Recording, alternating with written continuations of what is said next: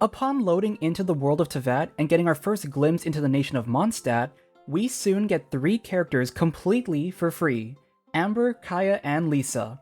All 3 of them are our old reliables.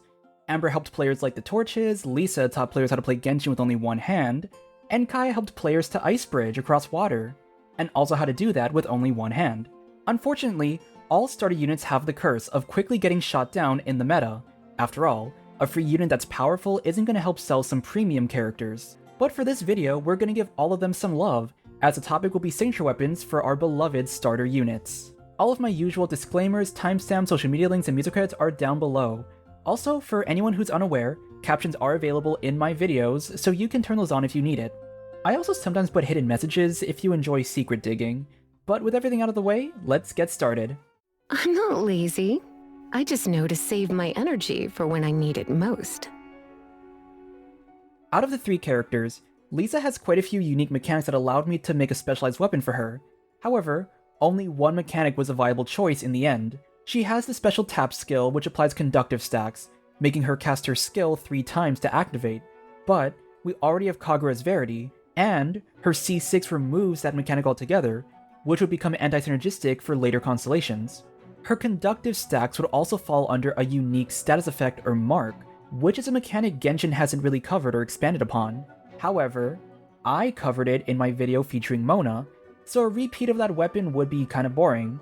As for the final mechanic, it was a simple spell, but quite unbreakable. Lisa's weapon is called Mage's Memoir. It has a 510 base attack and a 55.1% crit damage substat. For its passive, when an elemental burst hits enemies, the user gains a 6 to 12% skill and burst damage bonus. Stacks can be gained every 0.2 seconds up to a max of 5, and the effect lasts for 5 seconds. If the user has max stacks, they regenerate 1 energy every 1 second. All effects will still occur even if the user is off-field. So I spent quite a bit of time trying to find that special mechanic in her kit, and I overlooked this really simple part. Within the Catalyst roster, Lisa's Burst is an extremely high-frequency hit ability. Majority of the other units can only deal around 4 to 5 hits of burst damage, so we can utilize this high amount to our advantage. When Lisa casts her burst, she'll start getting stacks immediately, and within 3 seconds, she'll already have the max amount, equaling a total of 60% skill and burst damage bonus. After this occurs, she'll start regenerating energy every 1 second, which contributes to her high ER needs. The stacks will share a duration, so as long as you keep up the hits, all stacks will remain at their 5-second duration. It's only after her burst ends that the cooldown actually starts.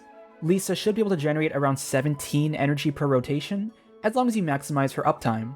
Most likely, she'll still need an ER stance, but you should be able to focus more into damage-focused substats. Skill and burst damage bonuses are unable to be snapshotted, which actually works in Lisa's favor since her ability will snapshot.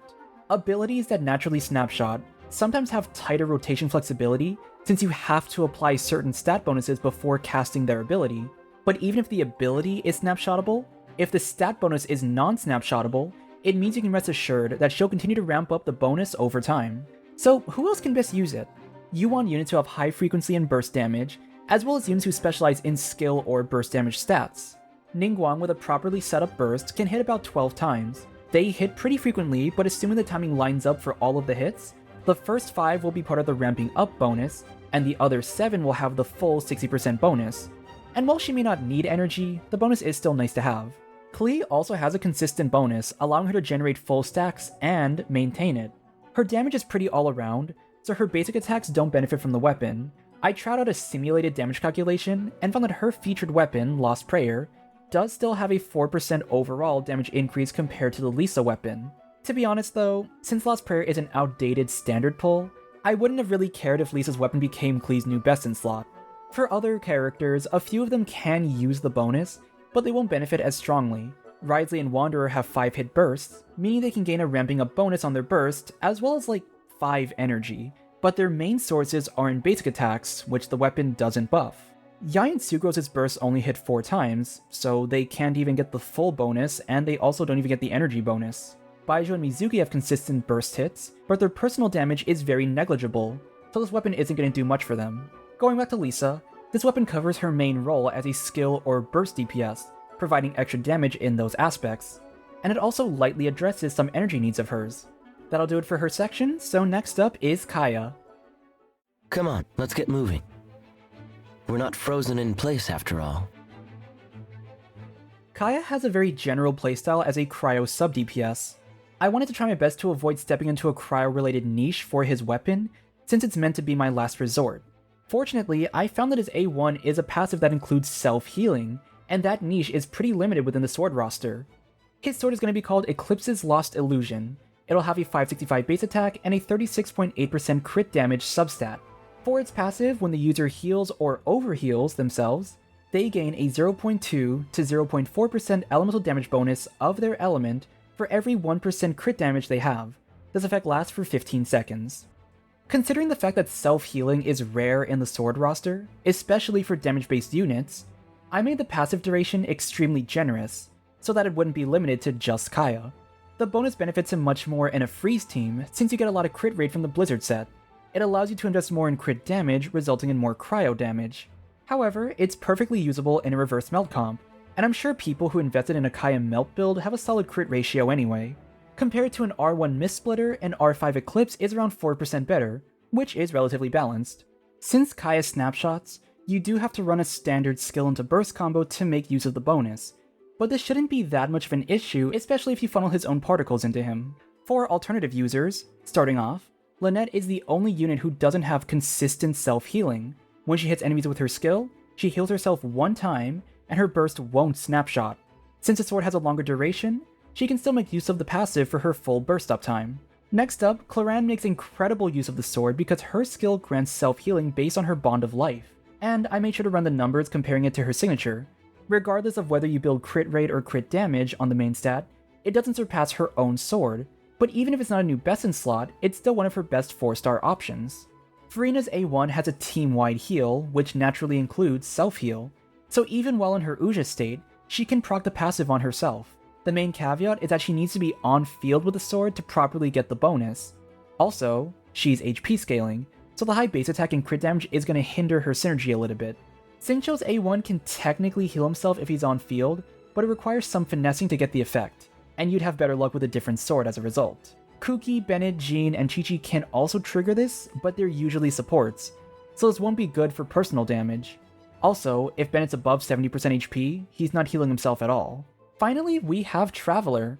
Animo MC has a passive which heals them after defeating an enemy with a skill. It works with the sword, but you need to land the final blow, which may not be reliable. Hydro Traveler, however, they are in for a treat. When you use their skill, you create the source water droplets which heal them. You do have to hold this skill, but if you're going for a single droplet, then you can hold it for the bare minimum of like 1 second. Collecting the droplet heals them, and then they get the bonus. If you're running Maro Chassé on Hydro MC, you can guarantee some extra crit damage investment, since the 4-piece effect already has crit rate covered. To summarize it back on Kaya, his weapon is something that's somewhat niche, but a good chunk of units can still make use of it. This self-healing passive is an unexplored mechanic in his kit, and I felt that this weapon expands on that a little bit more. That's going to be it for this section. Finally, it's Amber's turn. Remember that I don't go easy on anyone. Even you. I need to get this out of the way. I loved and hated making Amber's weapon. She has a playstyle that is very general, but to the point where it's too flexible with her role. Burst support, charge attack DPS, skill damage DPS. Unlike a lot of other units, there's no real right way to play her. When I made a weapon for her, I tried to give her bonuses that could cover all her playstyles, but by doing so, it became too generalized and any bow user could use it well. So, first things first, I honed in more on her DPS role rather than support. Aside from Noblesse and her C6, Amber's kit and build is all focused on her personal damage, so I figured her weapon should also focus on that design. Secondly, we had to find some kind of niche that prevented the bow from being too generalized. I'm definitely willing to workshop this, but here's what I got so far. Outrider's Honor will have a 565 base attack and a 27.6% attack bonus. For its passive, casting an elemental skill will grant the scout effect for 15 seconds. Every 0.5 seconds, one stack is gained. Each stack will grant a 4 to 8% damage bonus and a 6 to 12% crit damage bonus, up to a max of 5 stacks. If elemental damage is dealt, stacks will not be lost, but no further stacks will be generated. Scout can only be triggered once every 15 seconds. Here's the general idea. When you cast your skill, you start ramping up a 2.5 second timer, which grants a total of 40% damage and 60% crit damage. Really good stats for any character, but in order to get all the stacks, you can't be dealing any form of elemental damage for those 2.5 seconds, and nearly every bow user deals immediate skill damage upon casting, which would cause the stacks to stop generating. There are a few units who can dodge their skills from hitting an enemy for those 2.5 seconds. Ganyu and Childe can step away to prevent the skill from hitting immediately, Yelan can hold her skill for the full 3-second duration and then deal damage, and Yoimiya's cast doesn't even deal damage at all. But for all these characters, what is the downside? Downtime. Rather than be efficient and deal as much damage as quickly as possible, you're forced to stop and reconsider your actions in order to gain stacks. The bonus may be good, but not to the point where it's worth standing still. For example, Childe and Yoimiya lose out on a big chunk of their skill duration. Yelan's gonna be running in circles to wait out the timer, and the numbers show that her signature is still better by around 7%, which at least follows my rule about best in slots anyway. Ganyu actually has some extra comfort in regards to this weapon, since she's gonna charge up her shots anyway, so I'll give her this win. In Amber's case, however, using her skill isn't an immediate cut on the stacking. You'd have to throw out Baron Bunny, then charge her aim shot. Throwing Baron Bunny should be around half a second to a second, charging up her charge shot is around 2 seconds, and then travel time on the arrow should guarantee passing the 2.5 second mark. It works on Amber because it's not going to affect her usual gameplay. She has natural downtime in her rotations, which works in her favor. Then, the bonus buffs all damage, so her charge attack, skill, and burst can utilize the bonus. And since Scout can only trigger once every 15 seconds, using her C4 to throw out a second bunny for that front-loaded damage isn't going to reset all her stacks. Oh, and you want to hear an even funnier thing? All you machine gun Amber players with the physical damage playstyle can also use this weapon, because her physical aim shots aren't elemental and won't cut off the stack generation. Honestly, after writing this all out, I'm realizing this weapon design isn't half bad. It's still niche, don't get me wrong, but it's not like Absolution with the Bond of Life only rule set. And while I'm sure there are still some kinks to work out, if you were to use this on any other character, it's technically possible to work around the passive limitations. You're just going to require some stricter positioning, skill cast targeting, and patience in order to use the bonuses. Alright, that's going to do it for this video. I think there's a lot more we'd have to do for our starting units in order to make them stronger in the meta, but I still want to ensure that every 4-star gets their own signature, including those characters. If you enjoyed, consider leaving a like and subscribe to support the channel. Let me know in the comments which weapon ideas you liked and what you might do differently. Thanks again for watching everyone, and I will see you all next time. Bye!